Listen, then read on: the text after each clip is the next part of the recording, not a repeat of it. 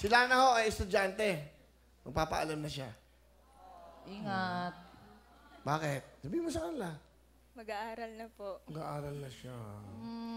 Namimiss natin sila na.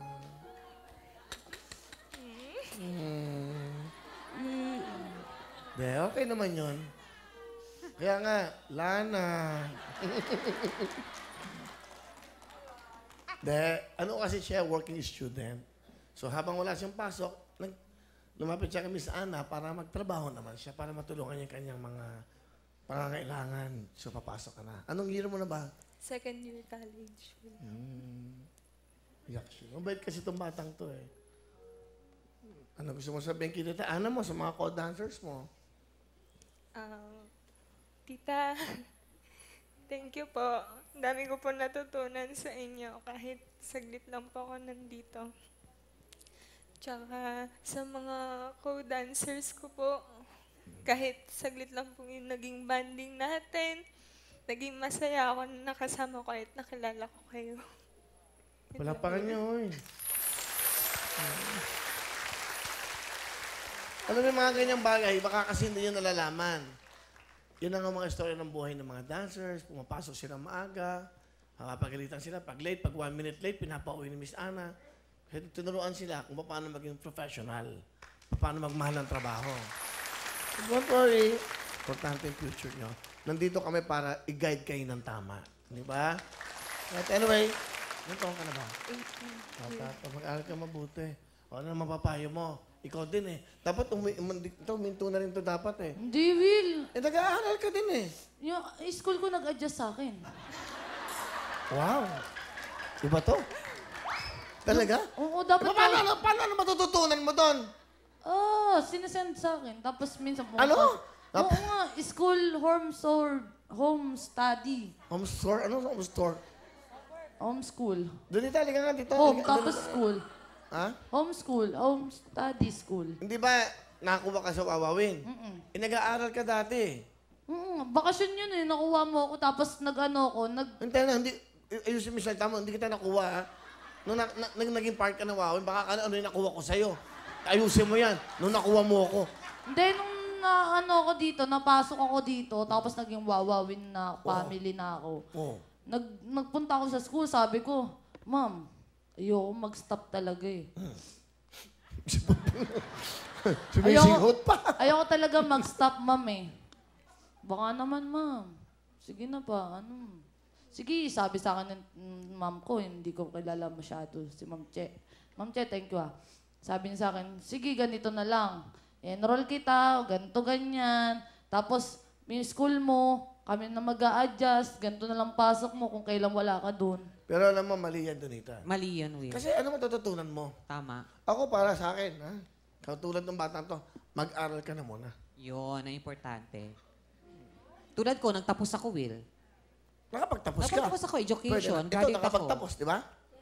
O yan, nakapagtapos. Ikaw, Magtatapos ako, Will. paano ka magtatapos nagtatrabaho ka? Oo. Hindi ko pinapabayang pag-aaral ko. Eh, hindi ka nga pumapasok ng eskwelahan eh. Uy, pumapasok ako pag wala ako dito.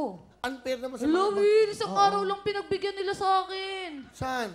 Doon sa PE namin. PE, kinuha mo bilang? Hindi. Ayun lang yung natamaan. Yung PE. Pero ano Mali. advice mo dito? Siguro, ano ba advice mo? Aral mo na siya? Tama. Oo. Lahat dito, mga magulang halos yan. Mas magiging masaya ang Ano? magulang pag nagtapos. Hinto mo na siya dito. Aral mo na? Oo. Nag-aaral naman ako eh. Oo. Grabe na. Iba ang pag-aaral sa eskwelahan mismo. Oo. Ano?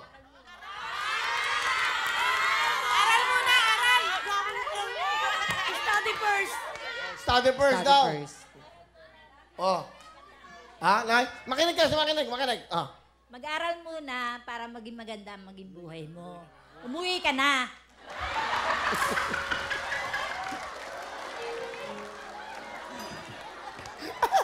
Ano? Oh. Na, si nanay na yan, ha? Nabalik na naman tuloy yung topic na to dahil kasi dun eh.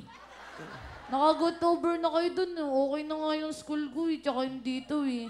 Hindi natin iniisip yung school mo. Iniisip naman yung kapakanan mo. Oo. Sabi mo, hindi.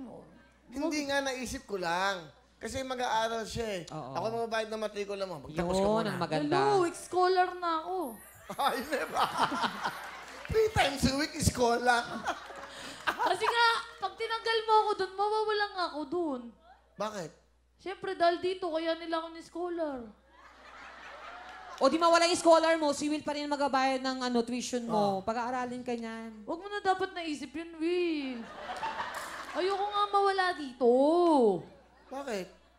Dito na lang nga ako, tsaka nag-aaral ako maigi. Alam mo yun, sobrang, di ba, kulang ako sa pag-iisip sa school. Dinodoble ko, Will. Uma, kasama mo si Donita. Payo nga. Dinodoble ko. As Hindi in. nga ba pwedeng gano'n, Hipon? Iba kasi ang training pag nasa eskwelahan ka, iba na Kaya aminin mo araw-araw na, Donita. Sa totoo, kinausap ako ni Donita. Isang gabi. Kawawa si Hipon. Babalik ako dito para isave si Hipon. Paano isasave? Kaya gusto ko makapagtapos siya ng pag-aaral. Sinesave ka niya. Tama ba? Isipin mo, wag na lang ako isipin mo, pati yung pamilya ko. Pag nawala ako dito, wala akong kaming bigas, wala kaming ulam, wala akong pamartikula, Hindi ka- wala akong pamasahe. Hindi ka pababayaan ni Will, pati pamilya mo. Kasi alam mo dito, Hipon, pag nakapagtapos ka, tapos bumalik ka dito, kinuha ka pa rin yung host, mas magiging proud si Will sa'yo dahil nakapagtapos ka. Kung gusto mo maging proud talaga, magpakalalaki ka nga. Di ba? Ayusin mo yung buhok mo, yung pilik mata mo, tanggalin mo yung boses mo, ayusin mo din. Kaya ko naman, ano bang problema? O, magdamit. Mag-ano ka, magpantalong ka, magmaangas ka dito, pakita mo din. O gusto mo ikaw nang jowain ko? Basta lahian mo ako, no? Ayoko! Yeah.